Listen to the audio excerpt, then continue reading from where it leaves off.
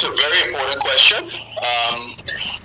The Women Party has led Saba for a few years now, and we're sure that we know what issues are affecting people are, and the issues that we brought up time and time again. What we see more and more now is the high cost of living, and it's increasing, and we really want to do something about that.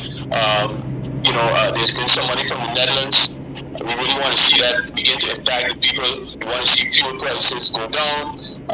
We want to see grocery prices go down, and we are constantly having discussions with the Netherlands about how to achieve that.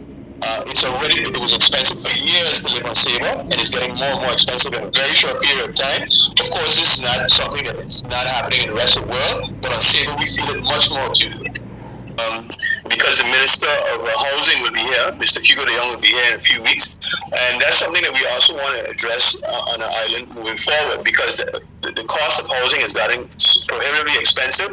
It's very difficult for young people to build, for young people to buy homes.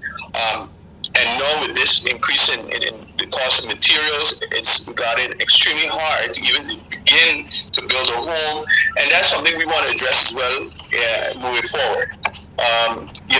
Ms. Van Huffelen has come out with a few recommendations. Well, not recommendations. She came out with a few things that would impact the cost of living on the island. We think that those things are good. I think she mentioned an increase in the social minimum, increase in the minimum wage, pensions, kinder-based fund. All those things we are welcome. We welcome them. But of course, we think that more needs to be done, because we think that we're a bit back-footed in what has been happening.